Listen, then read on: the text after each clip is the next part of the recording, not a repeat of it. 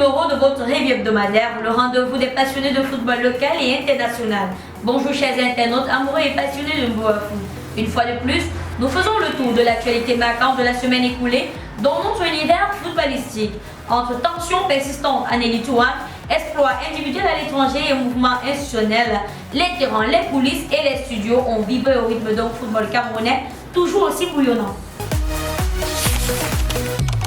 Démarrons au terroir où le championnat Elite 1 traverse une période houleuse marquée bien sûr par une multiplication de forfaits et une tension croissante entre certains clubs et les instances dirigeantes.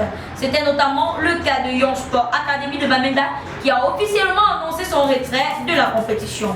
Le club dénonce des arrivées de salaires impayés par la Fédération camerounaise de football, conditionnant ainsi son retour à la régularisation de cette dette. Fidèle bien sûr à sa position, Youssa ne s'est pas présenté dimanche dernier face à Gazelle FA, réaffirmant bien sûr sa détermination à suspendre toute activité tant que ses revendications ne seront pas satisfaites.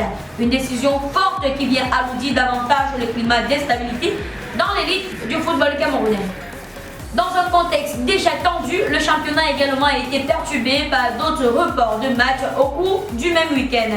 L'affiche entre Bamboutos de Bouddha et la Colombe du Sud a été annulée. Le club de Bouddha s'étant présenté avec des joueurs sans licence valide. Autre situation délicate, Aigle Royal du Mungo ne s'est pas présenté face à Dynamo Club de Douala alors que l'équipe adverse était bien sur le terrain. D'après les informations reçues par notre rédaction, les joueurs de l'Aigle auraient été victimes d'intoxication alimentaire, justifiant ainsi l'absence de manière inattendue. Et pourtant, malgré le climat plombé, le football a repris ses droits dans certaines enceintes. Toujours à l'occasion bien sûr de la 22e journée, AS Fortuna a créé la surprise en infligeant une lourde défaite à Victoria United 5-0 à l'annexe Omnisport de Yaoundé vendredi dernier. Une véritable démonstration pour un club en quête bien sûr de maintien qui prouve que sur le terrain, l'envie et la discipline peuvent faire la différence même face aux cadences annoncées.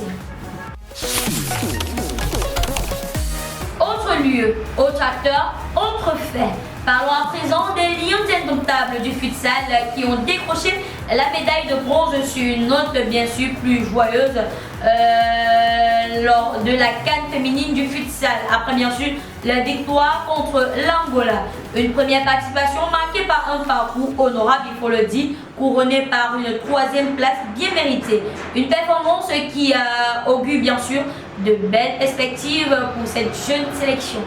Dans la continuité des actions engagées pour la structuration du football national, le président de la Fédération camerounaise de football, Samuel Eto'o-Fils, en compagnie de la vice-présidente Madame Céline Eko, a rencontré les responsables des clubs de la Guinée Super League.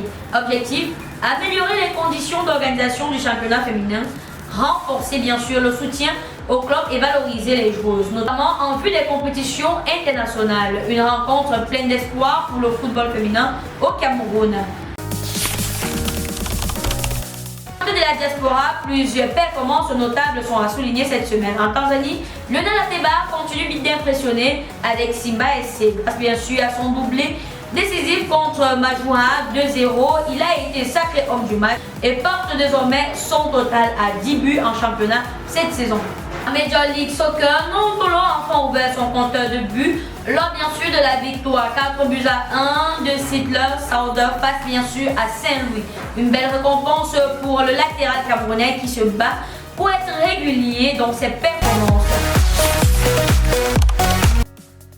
Entre éclats de génie sur les pelouses, mouvements stratégiques dans les instances et bien sûr mobilisation croissante autour de la presse et du football féminin, la dynamique du football camerounais reste vivace malgré bien sûr les turbulences.